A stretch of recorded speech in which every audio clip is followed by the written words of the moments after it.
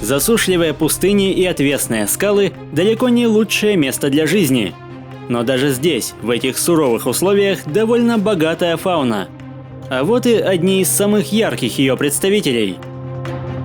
Эти животные постоянно балансируют на краю пропасти и устраивают невероятные сражения.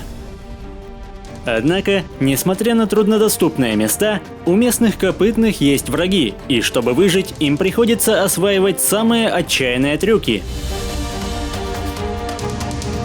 Привет, друзья! Вы на канале Время с пользой, и герои сегодняшнего выпуска – удивительные нубийские горные козлы.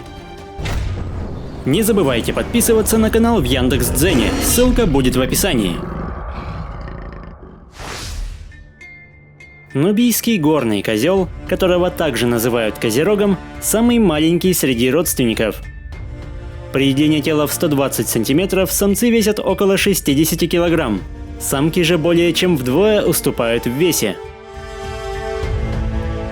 Эти животные обитают в отдаленных горных районах Ближнего Востока и Северо-Восточной Африки.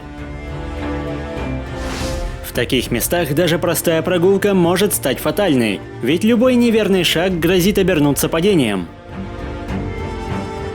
К счастью, помимо раздвоенных копыт, на ногах козлов есть дополнительные подушечки, которые обеспечивают лучшее сцепление и выполняют роль тормозов, что незаменимо при стремительном спуске. Кроме того, молниеносная реакция позволяет быстро найти опору в случае непредвиденных обстоятельств, что зачастую спасает животному жизнь. Необычайно прочный череп самца венчают увесистые рога длиной около 1 метра.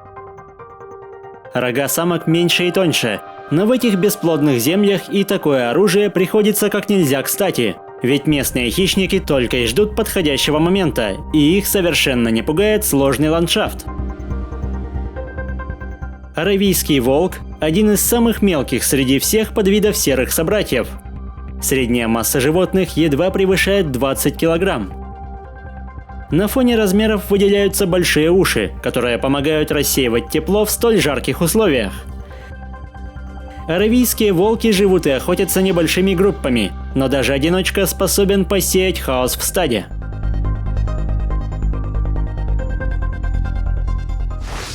Не хуже других, зная горные тропы, хищник преграждает единственный путь козерогов, и паникующая особь моментально отбивается от союзников. Местные волки – настоящие альпинисты, которые без проблем перемещаются по каменистым склонам. Однако в проворстве они все равно уступают приспособленным копытным. Но даже потеря мишени не останавливает охотника.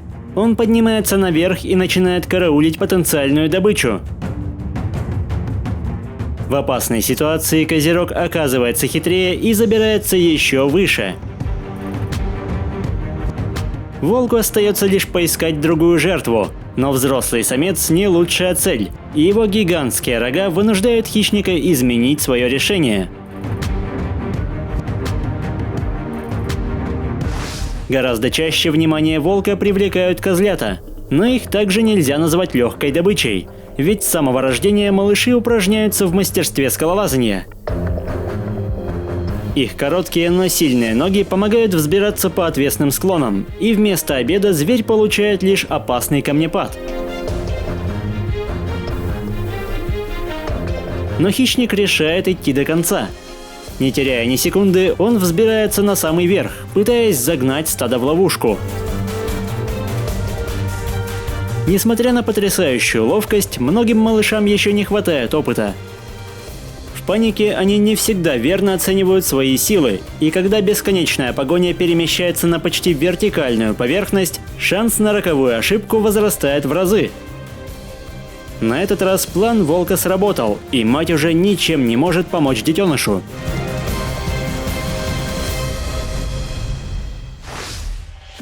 Но волки не единственная опасность. По ареалу обитания и числу подвидов рыжая лисица не намного уступает серому собрату, и местная среда также стала ее домом. В силу размеров хищница не претендует на взрослых животных, а вот козлята смотрятся гораздо привлекательнее.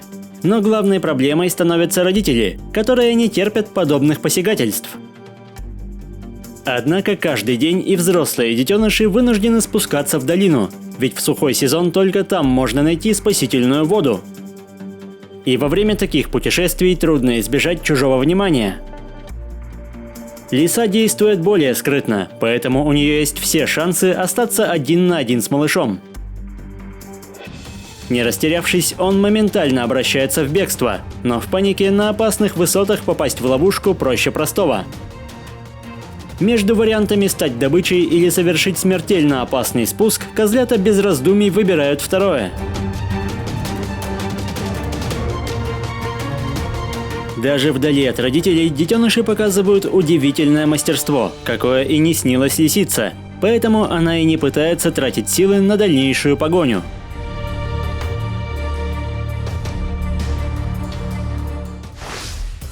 С наступлением ночи активность хищников возрастает, поэтому для спокойного сна животные забираются на самые высокие вершины, куда не добраться без волшебных копыт.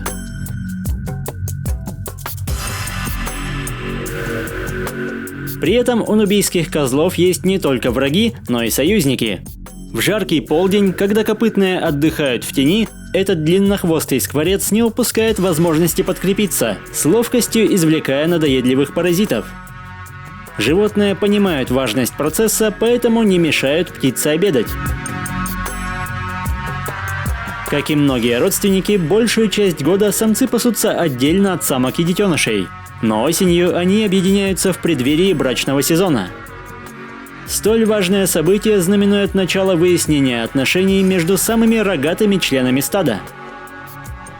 Сначала стычки больше похожи на игру, однако с каждым днем столкновения становятся все более ожесточенными и, наконец, входят в решающую стадию, когда сильнейшие самцы с разбега проверяют друг друга на прочность.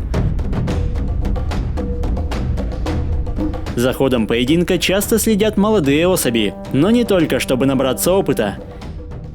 Когда сражение затягивается, полный сил наблюдатель вырывается в драку и атакует более слабого участника. Считается, что таким образом он стремится укрепить свое социальное положение и занять более высокую ступень иерархии.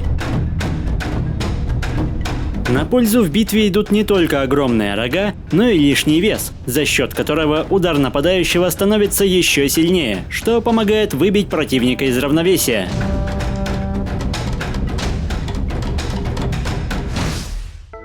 Наряду с хищниками такие факторы, как конкуренция с домашним скотом, неконтролируемая охота и разрушение среды обитания, поставили популяцию нубийских козлов в уязвимое положение. По разным оценкам, численность диких особей не превышает 3000, и ситуация с каждым годом лишь ухудшается. Если выпуск вам понравился, поддержите его лайком, комментируйте, подписывайтесь и проводите время с пользой. До скорого!